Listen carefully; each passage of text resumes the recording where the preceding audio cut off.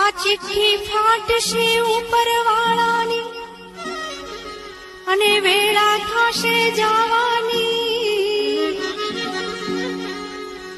ત્યારે સગું કુટુંબ સૌ ભેળું મળી અને ચમચી પાણી પાવાની. લોટ પાણીનો લાડવો મૂકશે ત્યારે જરૂર હશે નહીં ખાવાની. એ 5-25 ભેગા મળી અને કરશે ઉતાવળ કાઢી જવાની.